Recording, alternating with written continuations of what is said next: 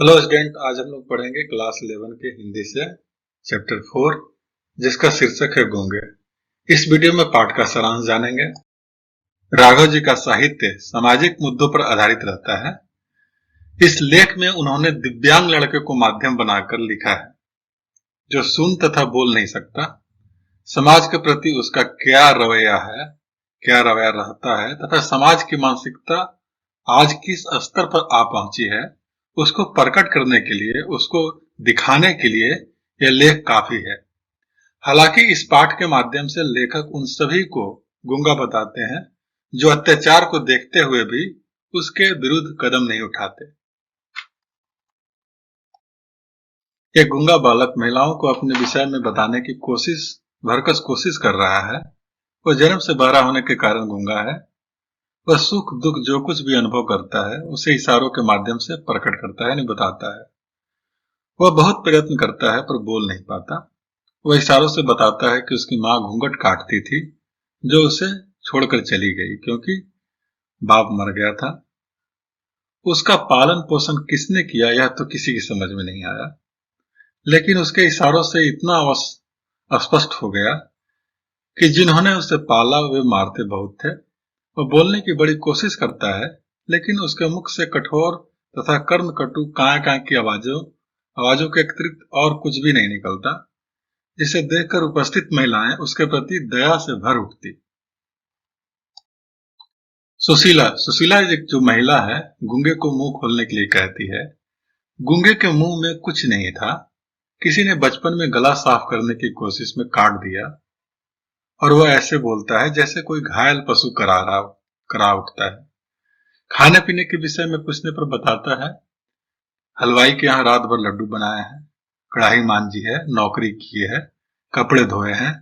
सीने पर हाथ मारकर इशारा किया कि हाथ फैलाकर उसने कभी भी कुछ मांगा नहीं। वह भीख नहीं लेता। भुजाओं पर हाथ रखकर बताता है कि मेहनत कर खाता है। चमेली के हृदय में अनाथ बच्चों के लिए दया थी, लेकिन वह इस गूंगे को घर में नौकर रखकर क्या करेगी भला। लेकिन गूंगे के इशारे से स्पष्ट किया कि वह सब कुछ समझता है, केवल इशारों की जरूरत है।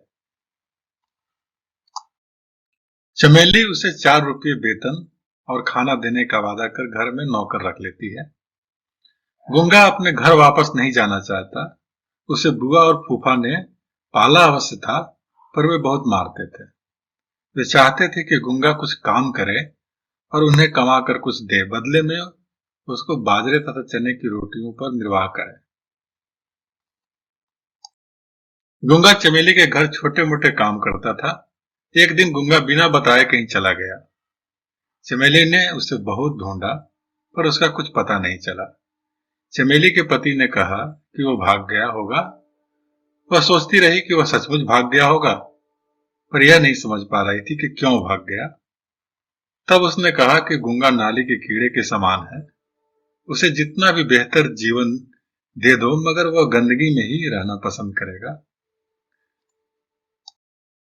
घर के सब लोग जब खाना खा चुके तो वह अचानक दरवाजे पर दिखाई दिया और इशारे से बताया कि वह भूखा है। चमेली ने उसकी तरफ रोटियां फेंक दी और पूछा कहाँ गया था। गूंगा अपराधी की भांति खड़ा था। चमेली ने एक चिमटा उसके पीठ पर जड़ दिया पर गूंगा रोया नहीं। चमेली की आंखों से आंसू गिरने लगे। वह देखकर गूंगा भी रोने लगा। अब गूंगा कभी भाग जाता और कभी लौटकर फिर आ जाता। जगह जगह नौकरी करके भाग जाना उसकी आदत बन गई थी। एक दिन चमेली के बेटे बसंता ने गूंगे को चपत मार दी, यानी थप्पड़ लगा दिया। गूंगे ने भी उसे मारने के लिए हाथ उठाया पर रुक गया और गूंगा रोने लगा। उसका रुदन इतना कर्कश था कि चमेली को चूल्हा छोड़कर वहां आना पड़ा। इशारों से पता चला कि चलते चलते खेलते खेलते बसंता ने उसे मारा था। बसंता ने शिकायत किया कि गूंगा उसे मारना चाहता था। गूंगा चमेली की भाव भंगिमा से सब कुछ समझ गई, मानी हाव भाव से सब कुछ समझ गया था। उसने चमेली का हाथ पकड़ लिया। एक क्षण के लिए चमेली को लगा जैसे उसके पुत्र ने ही उसका हाथ पकड़ लिया हो या पकड़ रखा है। एकाएक चमेली ने घृणा का भाव व्यक्त करते हुए उससे अपना हाथ छुड़ा लिया। अपने बेटे का ध्यान आते ही चमेली के हृदय में गूंगे के प्रति दया का भाव आ जाता। वो लौटकर चूल्हे के पास चली गई। वह गूंगे की स्थिति के बारे में सोचने लगी। सोचती है, उसका ध्यान चूल्हे की आग पर जाता है। वह सोचती है कि इस आग के कारण ही पेट की भूख मिटाने के लिए खाना बनाया जा रहा है। यही खाना उस आग को समाप्त करता है जो पेट में भूख के रूप में विद्यमान है, यानी उपस्थित है। इस भूख रूपी आग के कारण एक आदमी दूसरे आदमी की गुलामी स्वीकार करता है। यदि यह आग न हो तो एक आदमी दूसरे आदमी की गुलामी कभी स्वीकार न करे। यही आग एक मनुष्य की कमजोरी बन उसे झुका देती है।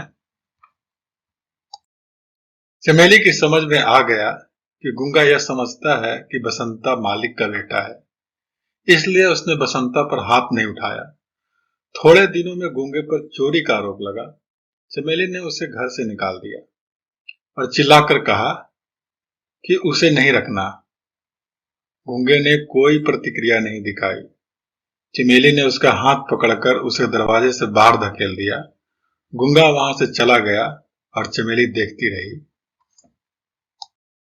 लगभग घंटे भर बाद शकुंतला और बसंता दोनों चिल्ला उठे। चमेली ने नीचे उतरकर देखा कि गूंगा खून से लथपथ था, यानी खून से भींगा हुआ था। उसका सिर फट गया था। उसे सड़क के लड़कों ने पीट दिया था, क्योंकि गूंगा होने के नाते वह किसी से दबना नहीं चाहता था, उनसे दबना नहीं चाहता था। दरवाजे की दहलीज पे सिर रखकर वह कुत्ते की तरह चिल्ला रहा था और चमेली चुपचाप देखती रही।